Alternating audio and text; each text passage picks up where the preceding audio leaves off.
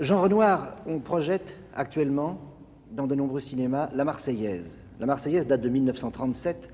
Pour de très nombreux spectateurs, c'est un film complètement nouveau. Pour d'autres, c'est l'occasion de le retrouver. C'est mon cas d'ailleurs. J'ai vu La Marseillaise, moi, en 1938, j'étais un petit garçon, je viens de la revoir et je suis d'ailleurs frappé par une chose, c'est que ce film m'avait laissé dans la mémoire des images extrêmement précises et que j'ai retrouvées.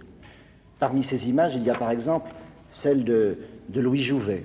Ah oui, c'est Louis Jouvet, avec les dames d'honneur. Il leur recommande de se mettre à la discrétion des formations régulières. Car la Marseillaise, il faut le rappeler pour les personnes qui ne le sauraient pas, la Marseillaise est un film que vous avez tourné en 1937 et qui est consacré à l'aventure d'un groupe de Marseillais qui monte à Paris au moment de la Révolution et le film va se terminer d'ailleurs par le début de la bataille de Valmy. Exactement.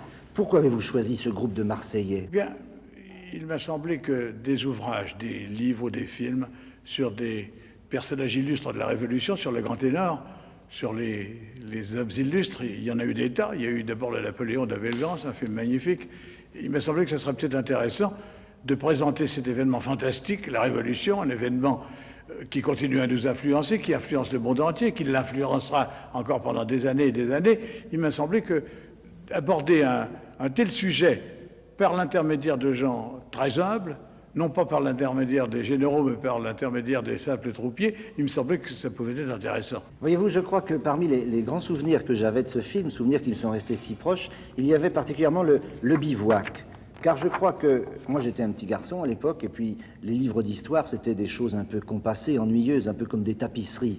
Et brusquement, je réalisais que les jeunes garçons de 20 ans qui avaient fait la Révolution, comme les jeunes garçons qui avaient gagné la bataille de Verdun, eh bien, ils avaient mal aux pieds, ils avaient faim, ils avaient soif, et au bivouac, on était frappé dans la Marseillaise, et on est encore frappé aujourd'hui, de les voir vivre. C'est ça que vous avez cherché à faire. C'est ça que j'ai cherché à faire, et vous me faites vraiment plaisir en parlant.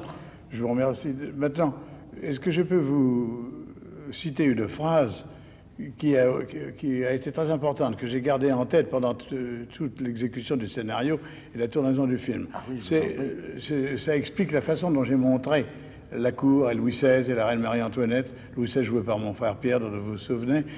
Cette phrase, c'est ceci, c'est que dans les révolutions, ce ne sont pas les révolutionnaires qui gagnent, ce sont les réactionnaires qui perdent. Oui, en effet.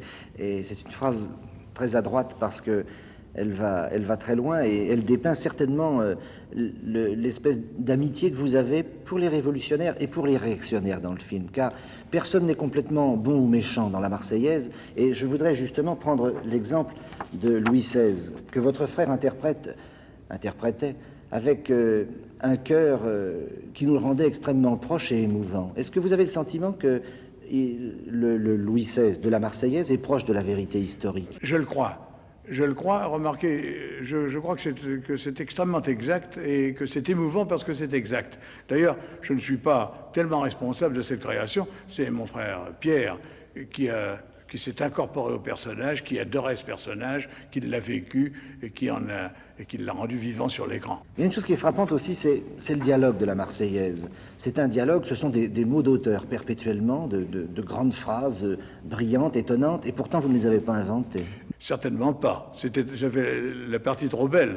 Il y a une telle documentation. D'habitude, je ne me sers pas de documentation dans mes films. J'aime mieux parler de choses que je connais. Mais là, étant donné que je n'ai pas vécu sous la Révolution, il fallait bien que j'en revienne à la documentation. Et j'ai trouvé très facilement ce qu'il me fallait. Par exemple, dans les cahiers présentés aux États généraux, ou dans les comptes rendus de clubs, dans les journaux de l'époque, et dans des quantités de pamphlets. Mon dialogue a été écrit par l'histoire. Oui, d'ailleurs, on voit Louis XVI dire mais c'est une révolte, et La Rochefoucauld lui répond non, sire, c'est une révolution. Mot historique. Mot historique, et la première phrase du dialogue, pratiquement, dans le film.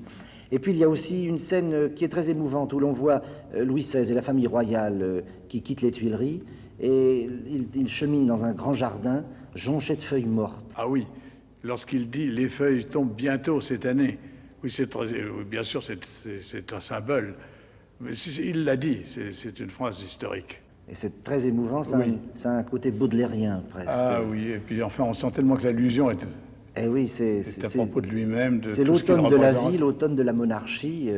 Je voudrais aussi que nous disions un mot de l'extraordinaire quantité de figuration qu'il y a dans ce film et des décors. Où avez-vous tourné la Marseillaise? Eh bien, la figuration a été en partie une figuration bénévole, et ce sont des gens qui sont venus pour tourner ce film avec tout leur enthousiasme, et je crois que ça se sent sur l'écran. D'ailleurs, le film a été tourné dans l'enthousiasme et dans la joie.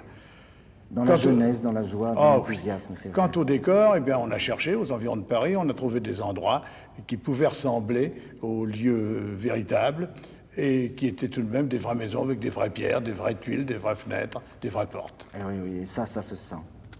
On a vraiment le sentiment d'être dans cette époque et de vivre avec nos Marseillais. Merci. Eh bien, voyez-vous, Jean Renoir, je ne regrette qu'une chose, c'est que j'ai déjà vu 2 fois la Marseillaise. Je voudrais être dans le cas de nombreux spectateurs qui ne l'ont encore jamais vue et qui vont aller la voir. Merci, Tchernia. Merci.